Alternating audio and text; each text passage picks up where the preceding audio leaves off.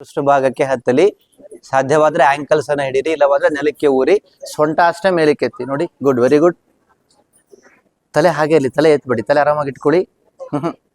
ತಲೆ ಆರಾಮಾಗಿ ಇಟ್ಕೊಳ್ಳಿ. ಹಾ, ಸಡಲಿಸಿ ಕೆಳಗೆ ಬನ್ನಿ. ಒಂದು ಕಡೆ ಆಸನ, ಇದು ಪವನ ಮುಕ್ತಾಸನ ಅಂತ ಹೇಳಿ ಗ್ಯಾಸನ ಹೋಗಲಾಡ್ಸಕ್ಕೆ ಇರತಕ್ಕಂತ ಆಸನ. ಸರ್ ಮಾಡಿ ತೋರಿಸ್ತಾರೆ ನೋಡಿ. ಸರ್ ಕಾಲನ್ನ ನೇರವಾಗಿ ಚಾಚಿ, ಎರಡು ಕಾಲನ್ನ 45 ಡಿಗ್ರಿ ಅಷ್ಟು ಮೇಲಕ್ಕೆತ್ತಿ, ಎರಡು ಕಾಲು ಮಡಚಿ, ಕೈಯಿಂದ ಕಾಲು ಹಿಡಿರಿ, ತೊಡೆಯನ್ನ ಹೊಟ್ಟೆಗೆ ಒತ್ತಿ, ಗದ್ದವನ್ನ ಮಂಡಿಗೆ ಮುಟ್ಟಿಸಿ, ಉಸಿರು ಹೊರಗೆ ಬಿಡುತ್ತಾ ಹಾಗೇ ಇರಿ. ನೀವು ಹೊಟ್ಟೆ ಚೆನ್ನಾಗಿ ಒತ್ತದಷ್ಟು ಗ್ಯಾಸ್ ರಿಲೀಸ್ ಆಗ್ತಾ ಹೋಗುತ್ತೆ, ಹೊಟ್ಟೆಗೆ ಅನುಕೂಲ ಆಗುತ್ತೆ. ಹೆಸರೇ ಪವನ ಮುಕ್ತಾಸನ.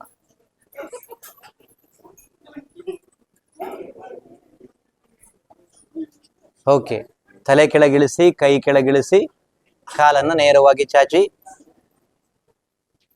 ಈಗ ಎಲ್ಲರ ಮೆಚ್ಚಿನ ಆಸನ ಶವಾಸನಕ್ಕೆ ಹೋಗೋಣಂತೆ. ಅಂಗಾತ ಮಲ್ಕೊಳ್ಳಿ ಅಥವಾ ಹಾಗೆ ಕೂತ್ಕೊಳ್ಳಿ. ಸಾಧ್ಯವಾದ್ರೆ ಮಲ್ಕೊಳ್ಳಿ, ಆಗೋದಿಲ್ಲ ಅಂದ್ರೆ ಕೂತ್ಕೊಂಡ್ರು ಪರವಾಗಿಲ್ಲ. ಮಲ್ಕೊಂಡ್ರೆ ತುಂಬಾ ಚೆನ್ನಾಗಿ ಮಾಡ್ಲಿಕ್ಕಾಗತ್ತೆ. ಸ್ವಲ್ಪ ಆ ಕಡೆ ಕ್ರಾಸ್ ಆಗಿ ಮಲಗಿ ಮಾಡಬಹುದು, ಅಥವಾ ಅಲ್ಲಿ ನೀವು ಸೋಫಾಗ ಹೊರಗೆ ಕೂತ್ಕೊಳ್ಳಿ. ಇಲ್ಲ ಅಂದ್ರೆ ಕಾಲ್ ಚಾಚಿ ಹೊರಗೆ ಕೂತ್ಕೊಳ್ಳಿ. ಕಾಲ್ ಚಾಚಿ ಅಲ್ಲೇ ಹಿಂಸರಿ, ಸೋಫಾಗ ಹೊರಗೆ ಕೂತ್ಕೊಳ್ಳಿ, ಅಥವಾ ಈ ಗೋಡೆಗೆ ಹೊರಗೆ ಕೂತ್ಕೊಳ್ಳಿ. ಎಲ್ಲರೂ ಮಾಡಬಹುದು, ನೀವು ಮಾಡಬಹುದು. ಕುರ್ಚಿಯಲ್ಲಿ ಕೂತ್ಕೊಂಡು ಎಲ್ಲರೂ ಮಾಡಿ, ಎಲ್ಲರೂ ಮಾಡಿ. ನೀವು ಮಾಡ್ಬೋದು, ಅಲ್ಲಿರ್ತಕ್ಕಂಥವ್ರು ನೀವು ಎಲ್ಲರೂ ಮಾಡ್ಬೋದು. ನೀವು ಮಾಡಿ, ಎಲ್ಲರೂ ಮಾಡಿ. ನೀವು ಇದನ್ನ ಯೋಗ ಅಂದ್ರೆ ಈಗ ಗೊತ್ತಾಗತ್ತೆ ನಿಮ್ಗೆ ಎಷ್ಟು ಎಫೆಕ್ಟ್ ಇದೆ ಇದರಿಂದ ಅಂತ ಹೇಳಿ. ಹಾ, ಕಣ್ಮುಚ್ಚಿ, ಸೂಚನೆಯನ್ನ ಕಣ್ಮುಚ್ಚಿ ಮನಸ್ಸಿನಲ್ಲೇ ಮಾಡಬೇಕು. ಯಾರು ಮಲ್ಕೊಂಡಿದ್ದೀರಿ ಸ್ವಲ್ಪ ಕಾಲನ್ನ ಅಗಲಿಸಿ, ಕೈ ಅಗಲಿಸಿ, ತೊಡೆಯಿಂದ ಒಂದು ಗೇಣು ಸಾಕು, ಅಂಗೈ ಹೊರಳಿಸಿ, ಕಣ್ಮುಚ್ಚಿ.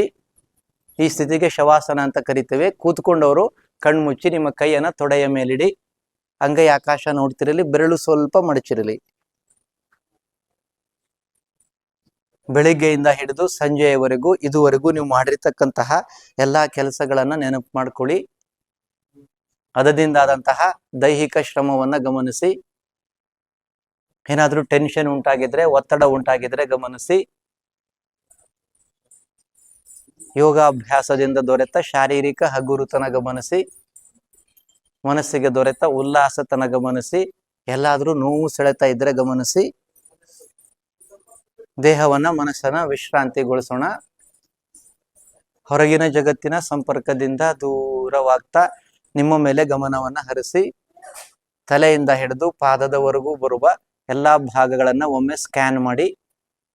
ಮೊದಲು ತಲೆಯನ್ನ ಗಮನಿಸಿ, ಮುಖವನ್ನ ಗಮನಿಸಿ, ಕುತ್ತಿಗೆಯನ್ನ ಗಮನಿಸಿ, ಎರಡೂ ಕೈಗಳನ್ನ ಗಮನಿಸಿ, ಎದೆ ಹೊಟ್ಟೆಯ ಭಾಗ ಗಮನಿಸಿ, ಕಾಲುಗಳನ್ನ ಗಮನಿಸಿ, ಪಾದಗಳನ್ನ ಗಮನಿಸಿ, ಹಿಮ್ಮಡಿಗಳು ಬೆರಳುಗಳನ್ನ ಗಮನಿಸಿ. ದೇಹದ ಪ್ರತಿಯೊಂದು ಭಾಗವನ್ನ ಗಮನಿಸಿಕೊಳ್ತಾ ದೇಹದ ಮೇಲೆ ಇರುವ ನಿಮ್ಮ ಅರಿವನ್ನ ಹೆಚ್ಚಿಸಿಕೊಳ್ಳಿ. ಅಂದರೆ ನಿಮ್ಮ ಗಮನ ಸಂಪೂರ್ಣ ದೇಹದ ವಿಸ್ತೀರ್ಣತೆಯ ಮೇಲಿರಲಿ.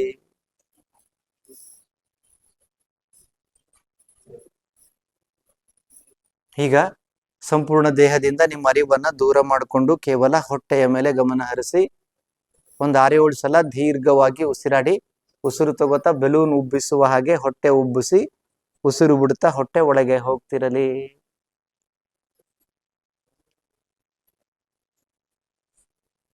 ಉಸಿರು ಒಳಗೆ ತೆಗೆದುಕೊಳ್ತಾ ನೀವು ದೇಹಕ್ಕೆ ಅತಿ ಅಗತ್ಯವಾದ ಆಮ್ಲಜನಕವಿರುವ ಗಾಳಿಯನ್ನ ಸೇವಿಸ್ತಿದ್ದೀರಿ. ಉಸಿರು ಹೊರಗೆ ಬಿಡುತ್ತಾ ದೇಹಕ್ಕೆ ಅನಗತ್ಯವಾಗಿರುವ ಇಂಗಾಲದ ಡೈಆಕ್ಸೈಡ್ ಇರುವ ಗಾಳಿಯನ್ನ ಹೊರ ಹಾಕ್ತಿದ್ದೀರಿ. ಇವೆರಡೂ ಕ್ರಿಯೆಯಿಂದ ಆರೋಗ್ಯವಂತರಾಗ್ತಿದ್ದೀರಿ.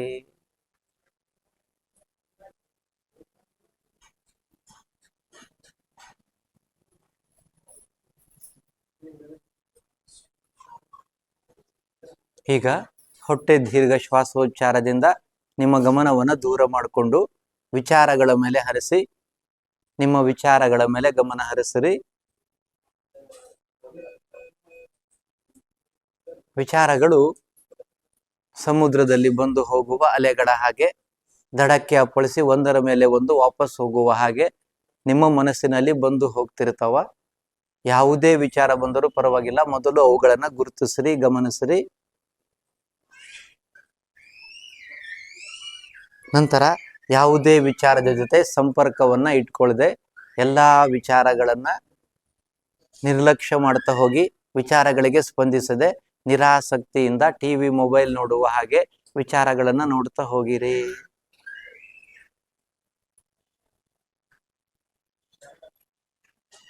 ಈ ರೀತಿ ಮಾಡುತ್ತಾ ಹೋದಂತೆ ವಿಚಾರಗಳ ಪ್ರಮಾಣ ಕಡಿಮೆಯಾಗಿ ಪ್ರಶಾಂತಕರವಾದ ಮಾನಸಿಕ ಸ್ಥಿತಿಗೆ ನೀವು ಬರುವುದನ್ನ ಗಮನಿಸಿರಿ. ಇಂತಹ ಪ್ರಶಾಂತಕರವಾದ ಮಾನಸಿಕ ಸ್ಥಿತಿಯಲ್ಲಿ ನಾನು ಸಂಪೂರ್ಣ ಆರೋಗ್ಯವಂತ ವ್ಯಕ್ತಿ, ದೈಹಿಕ, ಮಾನಸಿಕ, ಶಾರೀರಿಕ, ಆಧ್ಯಾತ್ಮಿಕವಾಗಿ ನಾನು ಸಂಪೂರ್ಣ ಆರೋಗ್ಯವಂತ ವ್ಯಕ್ತಿ ಅನ್ನುವ ಸೂಚನೆಯನ್ನ 5-6 ಸಲ ಹೇಳಿಕೊಳ್ಳಿರಿ.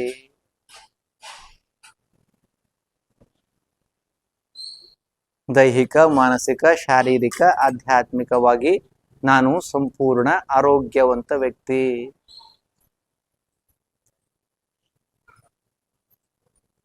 ಆ ವಿಚಾರದಿಂದ ಹೊರಬಂದು ಮತ್ತೊಮ್ಮೆ ಶರೀರ ಗಮನಿಸಿ, ಕಣ್ಮುಚ್ಕೊಂಡೇ ಗಮನಿಸಿ. ನಿಮ್ಮ ಶರೀರ ಶವಾಸನದ ಸ್ಥಿತಿಯಲ್ಲಿ ವಿಶ್ರಾಂತಿಯನ್ನ ಅನುಭವಿಸುತ್ತಿದೆ. ಇದನ್ನು ಆನಂದಿಸಿರಿ. ವಿಶ್ರಾಂತಿ ವಿಧಾನದಿಂದ ದೊರೆತ ಶಾರೀರಿಕ ಹಗುರುತನವನ್ನ, ಮನಸ್ಸಿಗೆ ದೊರೆತ ಉಲ್ಲಾಸತನವನ್ನ ಆನಂದಿಸಿರಿ.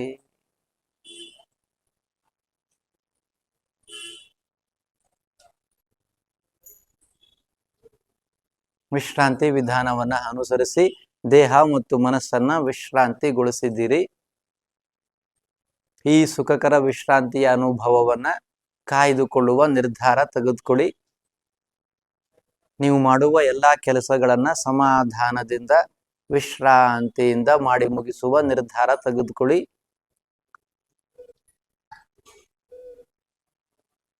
ಈ ನಿರ್ಧಾರದೊಂದಿಗೆ ಹೊರಗಿನ ಜಗತ್ತಿನ ಸಂಪರ್ಕಕ್ಕೆ ಬನ್ನಿರಿ.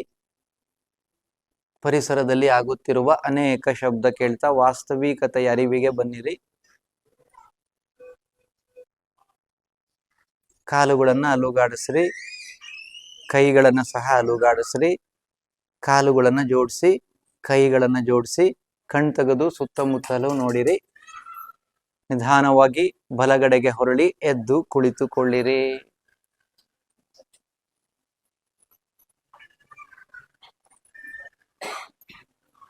ಆರಾಮ್ ಅನಿಸ್ತಾ ಎಲ್ಲರಿಗೂ?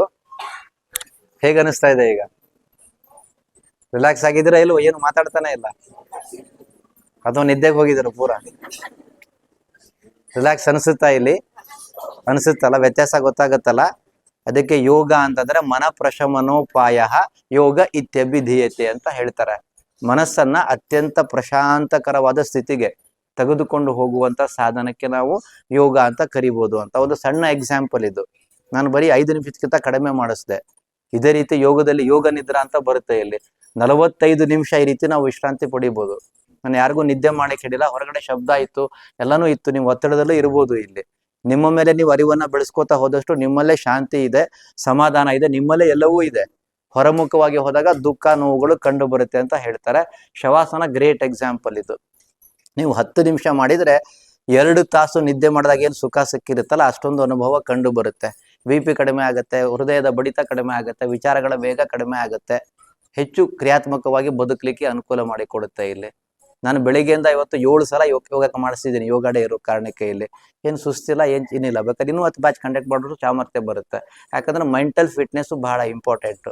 ದೇಹ ಸ್ಪಂದಿಸ್ಬೇಕು ಅಂತಂದ್ರೆ ಅದಕ್ಕೆ ಇದು ಸಹಾಯ ಮಾಡುತ್ತೆ ಅಂತ ಗೊತ್ತಾಗುತ್ತೆ ಇಲ್ಲಿ. ಓಕೆ, ಇನ್ನೊಂದು 2 ನಿಮಿಷ, ಒಂದು 5 ನಿಮಿಷ ಧ್ಯಾನ ಮಾಡಿ ಮುಗಿಸ್ಬಿಡೋಣಂತೆ ನಾವು. ಯಾರಿಗೆ ರೂಢಿ ಇದೆ ಅವರು ಪದ್ಮಾಸನ, ವಜ್ರಾಸನದಲ್ಲಿ ಕೂತ್ಕೊಳ್ಳಿ. ಆಗೋದಿಲ್ಲ ಅಂತಂದ್ರೆ ನೀವು ಸುಖಾಸನದಲ್ಲೇ ಕೂತ್ಕೊಳ್ಳಿ.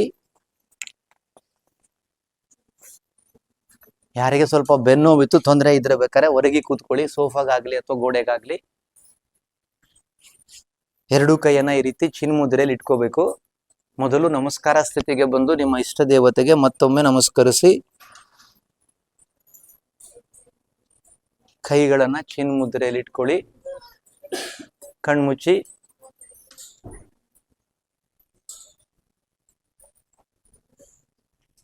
ಈ ಸುಂದರವಾದಂತಹ ಆಸ್ಪತ್ರೆಯ ಆವರಣದಲ್ಲಿ ಈ ಸಂಜೆಯ ಶುಭ ಸಮಯದಲ್ಲಿ ನಾವು ಧ್ಯಾನ ಸ್ಥಿತಿಗೆ ಹೋಗ್ಲಿಕ್ಕೆ ಸಿದ್ಧರಾಗಿದ್ದೇವೆ. ಪ್ರಾಣಾಯಾಮ, ಯೋಗಾಸನಗಳಿಂದ ದೊರೆತ ಹಗುರುತನ ಗಮನಿಸಿ, ಉಲ್ಲಾಸತನ ಗಮನಿಸಿ. ಧ್ಯಾನಕ್ಕೆ ಹೋಗ್ತಾ ಹೋಗ್ತಾ ಹೋಗೋಣ. ಮತ್ತೊಮ್ಮೆ ನಿಮ್ಮ ದೇಹದ ಎಲ್ಲಾ ಭಾಗಗಳನ್ನ ಸ್ಕ್ಯಾನ್ ಮಾಡಿ ಎಲ್ಲಾ ಭಾಗಗಳನ್ನ ಗಮನಿಸಿಕೊಳ್ತಾ ದೇಹದ ಮೇಲೆ ಅರಿವನ್ನ ಬೆಳೆಸ್ಕೊಳ್ಳಿ.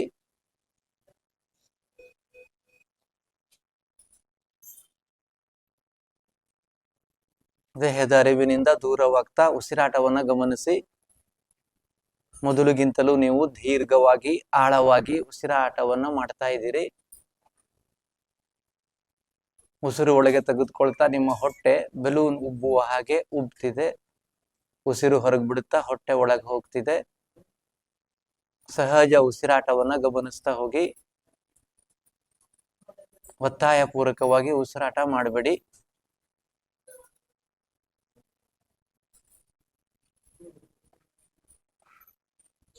ನಿಧಾನವಾಗಿ ನಿಮ್ಮ ವಿಚಾರಗಳಿಗೆ ಬನ್ನಿ. ಮತ್ತೊಮ್ಮೆ ವಿಚಾರಗಳನ್ನ ಗಮನಿಸ್ತಾ ಹೋಗಿರಿ. ಕೆಟ್ಟ ವಿಚಾರವೇ ಬರಲಿ, ಒಳ್ಳೆಯ ವಿಚಾರವೇ ಬರಲಿ, ಎಲ್ಲಾ ವಿಚಾರಕ್ಕೂ ನಾವೇ ಹೊಣೆ, ನಾವೇ ಜವಾಬ್ದಾರಿ. ಮೊದಲು ಯಾವುದೇ ವಿಚಾರ ಬಂದರೂ ಅದನ್ನ ಗುರುತಿಸ್ರಿ.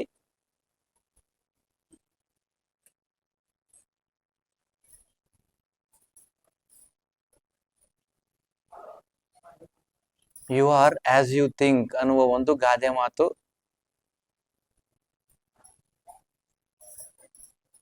ಧನಾತ್ಮಕ ವಿಚಾರಗಳು, ಪಾಸಿಟಿವ್ ವಿಚಾರಗಳು ನಿಮ್ಮಲ್ಲಿ ಪಾಸಿಟಿವ್ ಹಾರ್ಮೋನ್ ಉತ್ಪತ್ತಿ ಮಾಡುತ್ತೆ.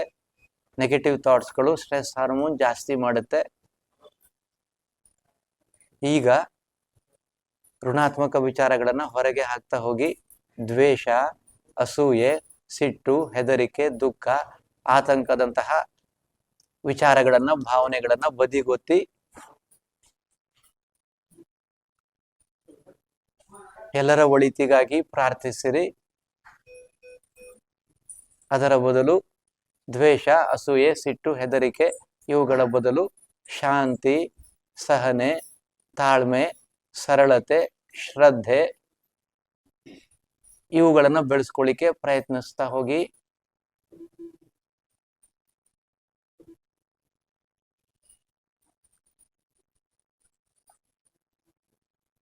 ಬಹಳ ಮುಖ್ಯವಾಗಿ ನಿಮಗೆ ಯಾರಾದರೂ ತೊಂದರೆ ಕೊಟ್ಟಿದ್ರೆ, ನೋವು ಕೊಟ್ಟಿದ್ರೆ, ಟೆನ್ಷನ್ ಕೊಟ್ಟಿದ್ರೆ ಅವರನ್ನ ಕ್ಷಮಿಸುತ್ತಾ ಹೋಗಿರಿ.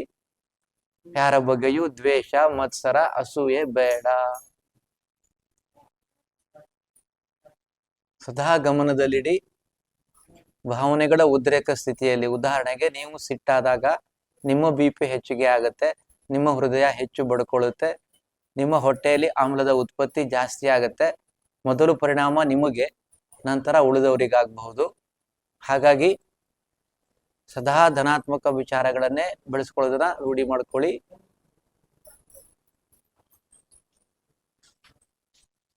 ಅದೇ ರೀತಿ ನಿಮಗೆ ಕೊಟ್ಟಿರ್ತಕ್ಕಂತಹ ಎಲ್ಲಾ ಸೌಲಭ್ಯಗಳನ್ನ, ಸವಲತ್ತುಗಳನ್ನ ನೆನಪು ಮಾಡ್ಕೊಳ್ಳಿ. Count your blessings. ಎಷ್ಟೋ ಮಂದಿಗೆ ಊಟ ಮಾಡ್ಲಿಕ್ಕೆ ಆಹಾರ ಇಲ್ಲ, ಹಾಕೊಳ್ಳಿಕ್ಕೆ ಬಟ್ಟೆ ಇಲ್ಲ, ಜೀವಕ್ಕೆ ಭದ್ರತೆ ಇಲ್ಲ. ಆ ಕರುಣಾಮಯಿ ದಯಾಮಯಿ ಭಗವಂತ ನಮಗೆ ಇಷ್ಟೆಲ್ಲ ಸೌಲಭ್ಯಗಳನ್ನ, ಸವಲತ್ತುಗಳನ್ನ ಕೊಟ್ಟಿದ್ದಾನೆ. ಧನ್ಯಸ್ಥ ಭಾವನೆಯಿಂದ ಭಗವಂತನಿಗೆ ಧನ್ಯವಾದಗಳನ್ನ ಸಲ್ಲಿಸಿರಿ. ಇನ್ನೊಬ್ಬರ ಜೊತೆ ಹೋಲಿಕೆಯನ್ನ ಮಾಡಿಕೊಳ್ಳಬೇಡಿರಿ.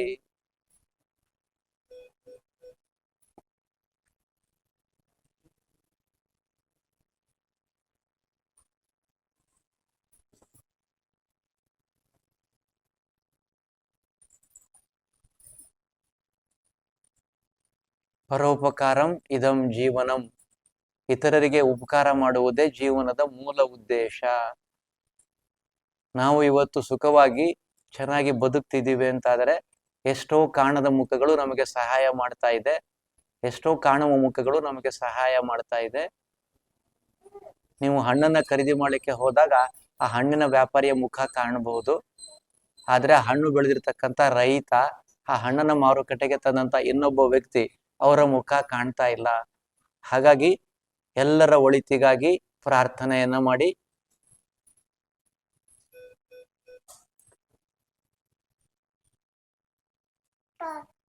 ದೇಶದ ಒಳಿತಿಗಾಗಿ, ಸಮಾಜದ ಒಳಿತಿಗಾಗಿ ನಾನು ಸದಾ ಒಳ್ಳೆಯ ಕೆಲಸವನ್ನೇ ಮಾಡುತ್ತೇನೆ ಅನ್ನುವ ದೃಢ ಸಂಕಲ್ಪವನ್ನ ಮಾಡಿರಿ.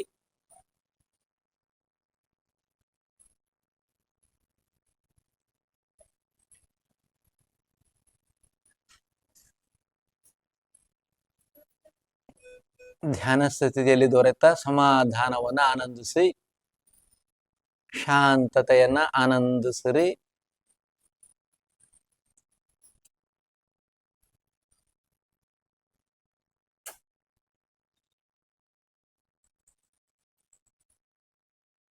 ನಾವು ಸ್ಟ್ರೆಸ್ ಅನ್ನ, ಟೆನ್ಷನ್ ಅನ್ನ ಕಡಿಮೆ ಮಾಡ್ಕೋಬೇಕು ಅಂತಿದ್ದಾಗ ನಿಮ್ಮ ವಯಸ್ಸು ಎಷ್ಟಿದೆ ಅಷ್ಟು ನಿಮಿಷ ಪ್ರಾರ್ಥನೆಯಲ್ಲಿ ಭಾಗವಹಿಸಬೇಕು ಅಥವಾ ಧ್ಯಾನವನ್ನ ಮಾಡಬೇಕು ಅಂತ ಹೇಳ್ತಾರೆ. ನಿಮ್ಮ ವಯಸ್ಸು 30 ವರ್ಷವಿದ್ದರೆ ಒಂದು ದಿನಕ್ಕೆ 30 ನಿಮಿಷ ಧ್ಯಾನ ಪ್ರಾಣಾಯಾಮವನ್ನು ಮಾಡಿದರೆ ನೀವು ಮಾನಸಿಕ ಸ್ಥಿರತೆಯನ್ನ, ಸ್ಟ್ರೆಸ್ ಅನ್ನ ಚೆನ್ನಾಗಿ ಹ್ಯಾಂಡಲ್ ಮಾಡ್ತೀರಿ. ಅದರ ಮುಖಾಂತರ ಬರುವ BP, ಶುಗರು, ಹಾರ್ಟ್ ಅಟ್ಯಾಕು, ಬೊಜ್ಜು ಇನ್ನಿತರ ಸಮಸ್ಯೆಗಳನ್ನು ಹತೋಟಿಗೆ ಇಡಬಹುದು ಅಂತ ಹೇಳ್ತಾರೆ.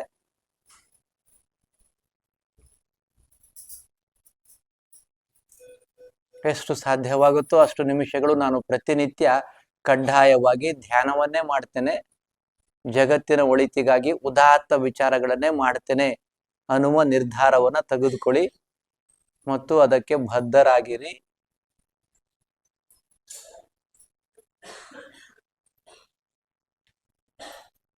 ಧ್ಯಾನದಿಂದ ದೊರೆತ ಶಾಂತತೆಯನ್ನ, ಸಮಾಧಾನವನ್ನ ಇನ್ನು ಮುಂದುವರಿಸ್ಕೊಂಡು ಹೋಗಿ.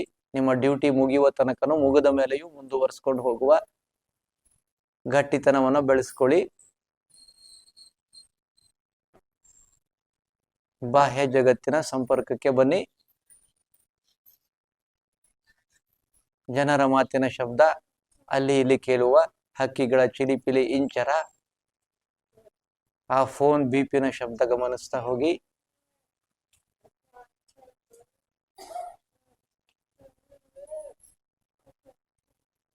ನಮಸ್ಕಾರ ಸ್ಥಿತಿಗೆ ಬನ್ನಿ. ನಾನು ಶಾಂತಿ ಮಂತ್ರವನ್ನ ಹೇಳಿಕೊಡ್ತೀನಿ. ಆ ಶಾಂತಿ ಮಂತ್ರವನ್ನ ಹೇಳಿ ಈ ಯೋಗಾಭ್ಯಾಸವನ್ನ ಮುಗಿಸೋಣ. ನಾನು ಹೇಳಿದ ಹಾಗೆ ನೀವೆಲ್ಲರೂ ಹೇಳಿರಿ. ಓಂ ಸರ್ವೇ ಭವಂತು ಸುಖಿನಃ.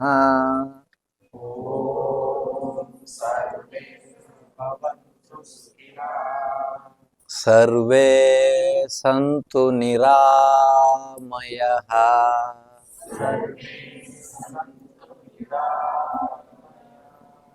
ಸರ್ವೇ ಭದ್ರಾಣಿ ಪಶ್ಯಂತು.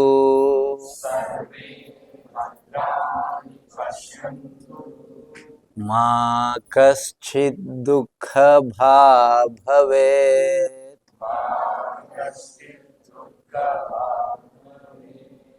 ಓಂ ಶಾಂತಿ ಶಾಂತಿ ಶಾಂತಿ.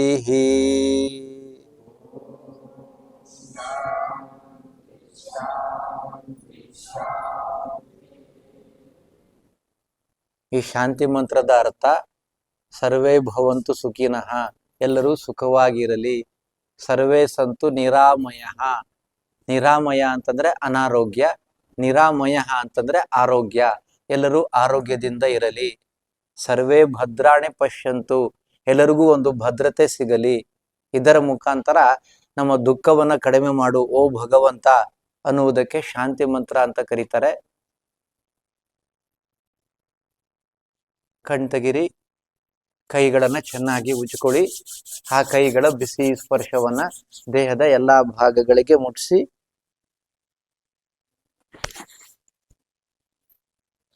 ನಮ್ಮ ಎಲ್ಲಾ ಭಾರವನ್ನು ಹೊರುವ ಭೂಮಿ ತಾಯಿಗೆ ಬಗ್ಗಿ ನಮಸ್ಕಾರ ಮಾಡಿ ಭೂ ನಮನ. ಮೇಲ್ ಬನ್ನಿ.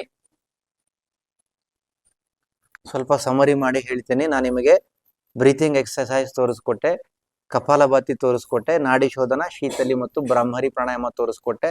ಸ್ವಲ್ಪ ವಾರ್ಮ್ ಅಪ್ ಎಕ್ಸರ್ಸೈಸ್ಗಳು, ಆಸನದಲ್ಲಿ ತಾಡಾಸನ, ವೃಕ್ಷಾಸನ, ತ್ರಿಕೋನಾಸನ ತೋರಿಸಿಕೊಟ್ಟೆ. ಕುಳಿತು ಮಾಡುವ ಆಸನದಲ್ಲಿ ಪದ್ಮಾಸನ, ವಜ್ರಾಸನ, ಬದ್ಧ ಕೋನಾಸನ, ವಕ್ರಾಸನವನ್ನು ಕಲಿಸಿಕೊಟ್ಟಿದ್ದೇನೆ.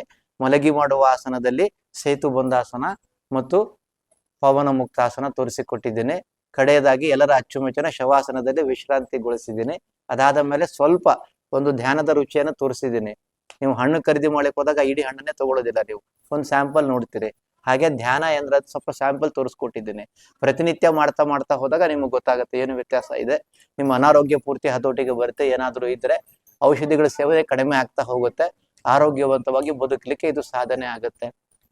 ಇದು ನಿತ್ಯದ ಅಭ್ಯಾಸ ಆಗ್ಬೇಕು, ಅದು ಬಹಳ ಮುಖ್ಯ ನಮಗೆ, ಅದು ಬಹಳ ಮುಖ್ಯ.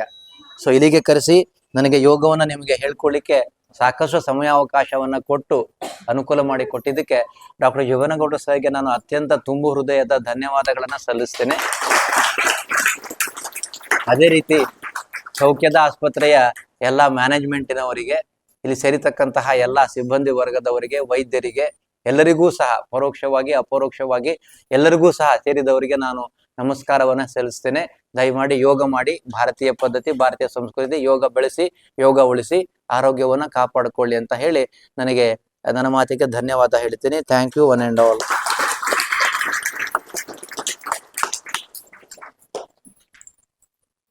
ಈಗ